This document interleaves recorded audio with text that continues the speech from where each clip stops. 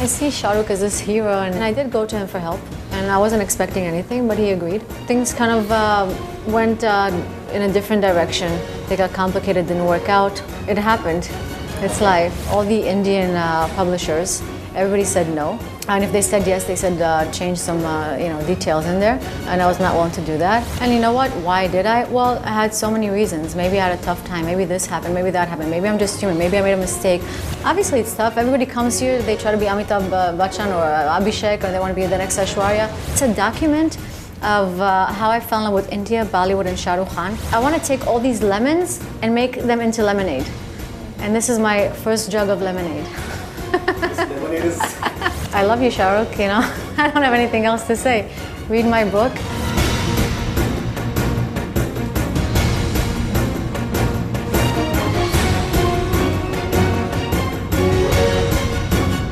We have with us today Rina Golan. She is the author of this book, Dear Mister Bollywood, How I Fell in Love with India, Bollywood and Shahrukh Khan. She is from Israel, Jerusalem, and she has spoken about a lot of stuff in whatever has happened in her life in Jerusalem, in New York and India. So Bollywood is something which is, I think, quite interesting right now, and it is making news as well. Pleasure having you on Bollywood Hungama. Thank you.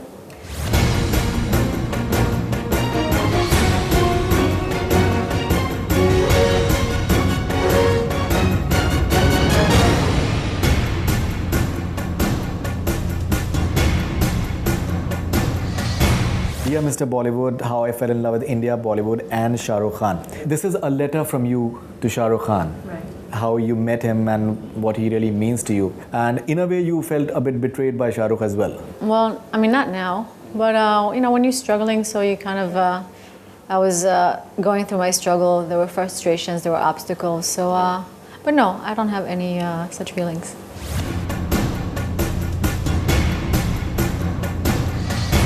Okay, one thing which comes to mind is, I think everyone is talking about the casting couch angle, various stories that are doing the rounds. I think we'll come to that. But one thing which comes to my mind is that here it is, you met Shahrukh in Mumbai first of all, and then in New York as well. One thing which is there that you actually asked for some help from him, $20,000 for your education, in fact. And he had agreed to it as well. And now what comes to my mind is that, don't you think that if you're a fan, and maybe why did you ask for money upfront from a star? Well, I mean, I was at the time going for my master's degree at NYU. And New York is a very tough town. I mean, Mumbai is tough, but New York is also very tough. I was just barely making it, and I was towards the end of my master's degree. And I did go to him for help. And I wasn't expecting anything, but he agreed. And then, things kind of went in a different direction. They got complicated, didn't work out. But, I mean, it's fine. It was all just, it happened. It's life, so.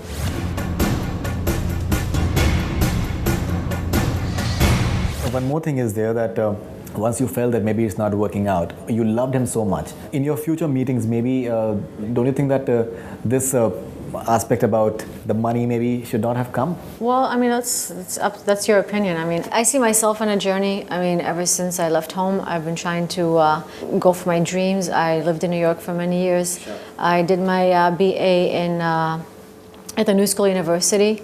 And then I went for my master's degree at NYU in drama therapy. And when you're going for something and you're trying so hard, it's very hard to do it alone. And I see Shahrukh as this hero and this, star. And, I mentioned in the book that maybe I shouldn't have done that. But, that's what happened. It's part, it's part of my journey now. It's part of my story, So, I mean, I don't really have, I don't feel like I have to justify it or it's all in the book, I do apologize to him at the end of the book, as you just saw in the section. Yeah.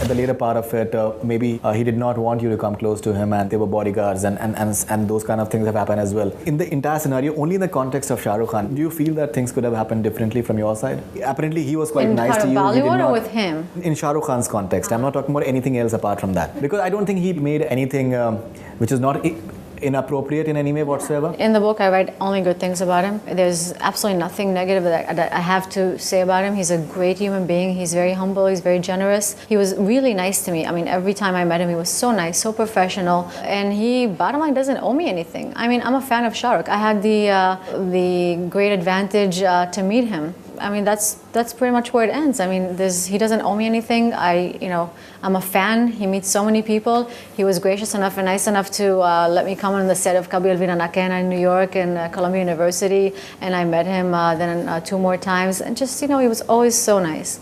So I have absolutely no complaints and no, nothing towards him. Only love. I'm still a fan of him. So everything that happened in India, with Bollywood, with Shahrukh, I have just, I really have only love. I feel a connection to this place, which I can't explain to myself. I learned Hindi. मैं हिंदी बात करना मैं बहुत प्यार करती हूँ, as I've been actually speaking in a lot of news channels. So that's what this is about. So as far as Shahrukh is concerned, that's pretty much what I have to say.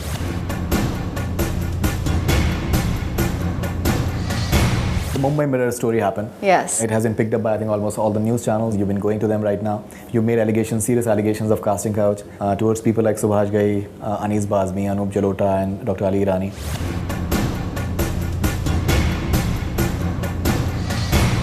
What comes to mind immediately is that you've written down your dialogues with them. Now, how have you just transcribed those? How do you remember clearly that what exactly they said? Because what the channels and the newspapers, what they're picking up is stuff like that.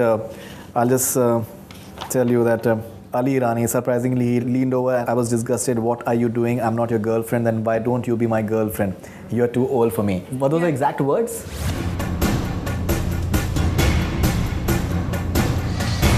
I do remember what happens in my life.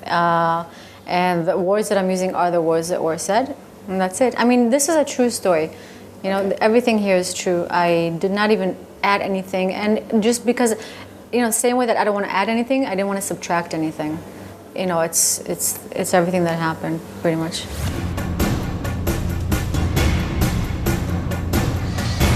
What has happened is, you've spoken about Subhash Ghai. I've read the book, and Subhash ji gave you a flat in Lokanwala. That's what you've said. Now, as a mature girl who've traveled the world, why do you have to take a flat from someone whom you don't really know? It was only, first of all, temporary. And again, I mean, I'm not going to discuss these details of the book. I mean, it's in the book. Everything makes sense there. I was in Pune. I was looking for a place in Mumbai. I didn't know Mumbai. I've never been in the city. I never lived in the city. You're not oriented in the place. You don't know the people. You don't know anything. So it's not easy. So it was all part of my journey. It's things that I went through. I don't feel I have to justify or excuse anything. It's part of my journey of trying to do something in my life, going for my passion. And at that time, I decided to go for Bollywood. So I needed to move to Mumbai. And whatever happened, happened. So it's all part of the journey, all part of the story.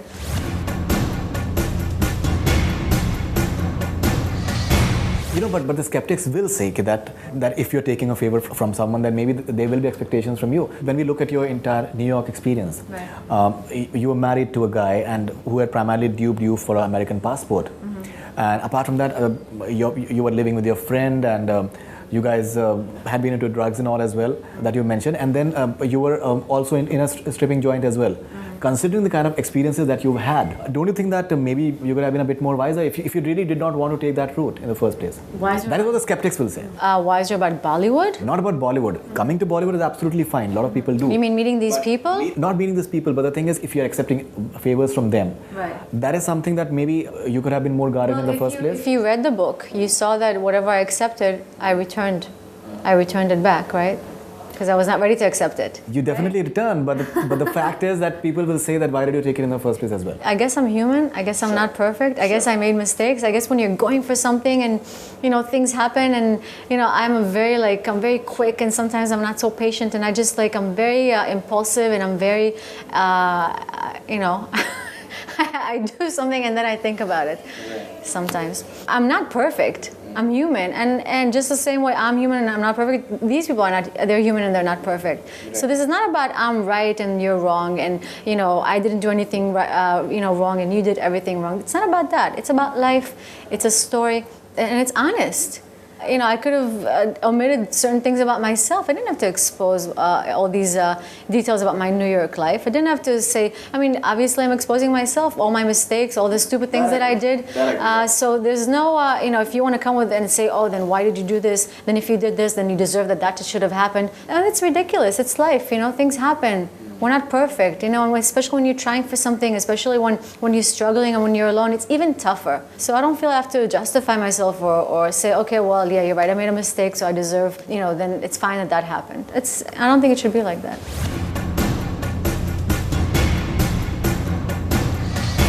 Same with Anup Jalota, I would say. In the sense, I think he made his intentions clear. Initially, he said that he's not expecting anything from you, but gradually he did. And I think still you did quite a few shows with him post that as well.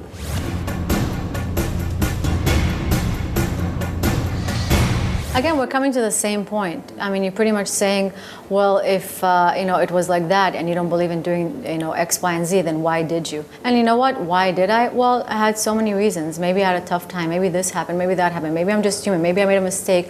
Basically, I mean, to invalidate, I don't feel like I have to justify myself or I made mistakes. I wasn't always perfect. I didn't always, I try to do the right thing. I really do. And when I do the wrong thing, then I fix it. It's life.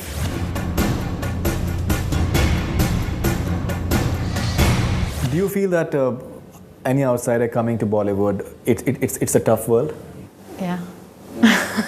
Okay, but you share some of the experiences with our viewers all over the world. I mean, I think anything is tough. Anything is tough. Any industry is tough. Whatever you want to do in life, if you want to do something, it's never going to be easy. It's going to be easy if you want to sit on the sidelines and watch everybody play in the game. If you want to get in the game, it's going to be tough. There are going to be obstacles. You're going to have to make sacrifices. You're going to have to make choices. You're going to have to fight for yourself.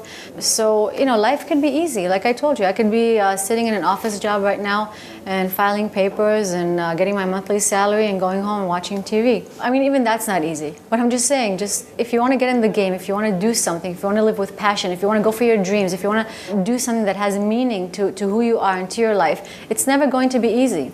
And as far as people coming here to try for Bollywood, obviously it's tough.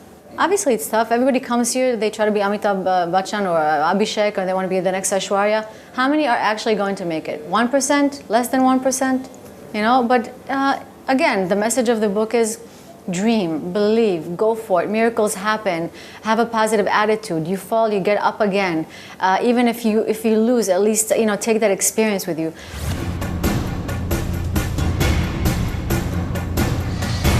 You've been repeatedly asked that maybe in a way it's a bit of a publicity stunt on your part to just get publicity out of it.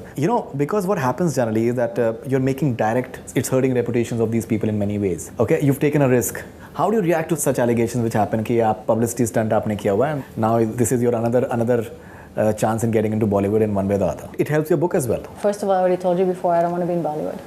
Right? So I already told you that I want to go to New York, complete my master's degree, do my thesis, which will be connected to my second book. And I feel like I really found something now that I connect to and I want to do, and that's to write books about issues and subjects that I'm passionate about. I'm passionate about India, Bollywood, Shahrukh. I love these things, and I wrote a book about it. My next subject is going to be a psychology subject about an issue that I'm very passionate about. I'm going to volunteer for 6 months somewhere and write about that issue, which has nothing to do with Bollywood. It's a psychology issue. So why would I do that seriously?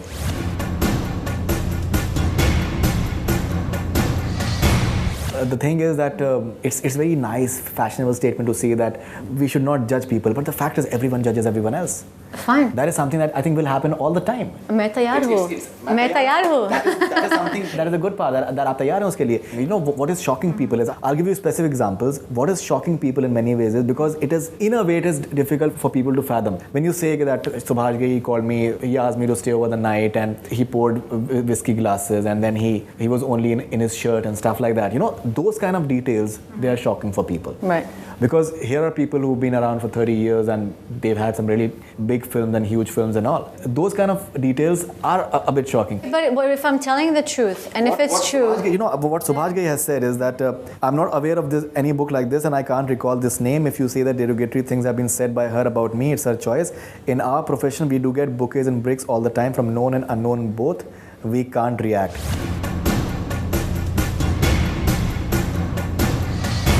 Anis Bazmi has said, I've never even heard the name of this girl. It is the cheapest level of publicity that anyone can get. And I've been in the industry for 35 years. I've never ever been accused of anything like this before.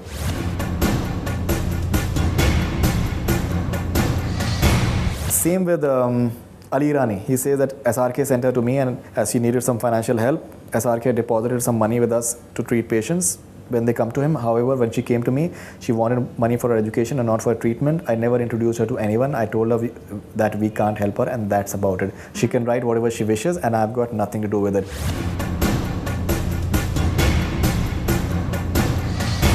My question is that they have totally just rubbished the whole thing. Subhash Ghai is saying that he does not even know you. Right. Same with Anis Bazmi, he says that he has never met you. Okay, so your question is? My question is that... Am I telling the truth or are they telling the truth? What's your question? I'm not saying that you're not telling the truth. I'm not saying that at all. I'm saying that this is their statement. How do you react to their statements? I don't have to. I mean, all I have to do is tell my side of the story. Tell my story. I mean, it's in the book. I'm basically just really it's a document of how I fell in love with India, Bollywood and Shahrukh Khan. It's a document detailing what has happened to me, how I came to India the first time, what happened afterwards, what happened after I moved to Mumbai. And I'm saying that the whole document is true, it's correct, it's what I've been through. So my reaction to these statements is, I mean, what do you want me to say? I'm not going to sit here and argue with you and try to prove it to you because I mean, it's pretty much my word against theirs. Let's be honest, right?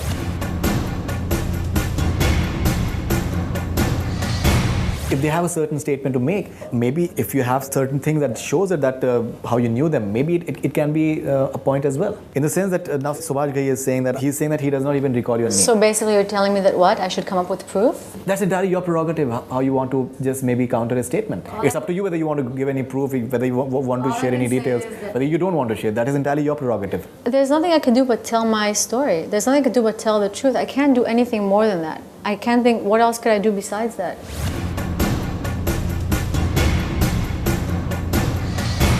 You know, one thing which can be possibly said is that you have this Amit character who you say belonged from a mafia as well. He had kind of made threats to you and all as well. Whatever kind of propositions that these guys have made, they are serious allegations as well. Why did you not go to the police? You had a perfect case over there. I didn't think about it. I just wanted to be done with it. You know what? I gave him back what he asked for and that's it. I was thinking about just going back home, but I didn't do that. I still wanted to try and, you know, for Bollywood just a little bit more, so.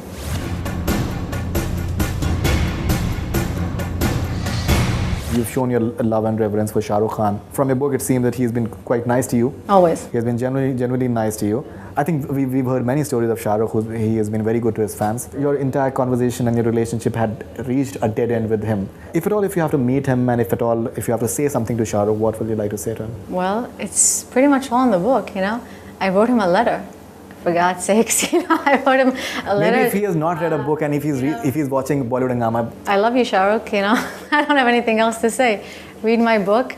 You know, thanks for always being the best superstar for us. And, you know, I'm a fan. I'm pretty much one of, how many fans does he have? 5 billion fans? So here's one more fan that loves him, pretty much. But this fan is different, in fact. This fan is different. Yeah. Okay. Or therefore, isliye. I'm talking about the kind of relationship that you've shared so far with him. In that context, if you have to say something to him. I have to say so much to him, and I'm saying it in this book. I have 120 pages to say to him, and it's all here. He's a busy guy. Uske paas time nahi hai. You took you 1 hour to read the book, no? He's doing 100 events in 24 hours. I don't know what to say. You're making me shy now. No, why I'm saying it is that there is a trajectory in your relationship with Shahrukh Khan. I'm a fan. So maybe I'm a little different because I had the privilege of meeting him a few times. But other than that, I'm a fan just like millions of people are his fans. So if you ask any fan what they want to say to Shahrukh, is they'll say, I want to meet Shahrukh, I love you, Shahrukh. I mean, that's pretty much what they have to say. So I don't really have much more to say than that, except what's in the book also. So in addition to what's in the book, all I want to say is that I love him very much and I respect him and he's the best. That was Rina Golan. She's the author of Dear Mister Bollywood, How I Fell in Love with India, Bollywood and Shahrukh Khan. You still love India? Very much.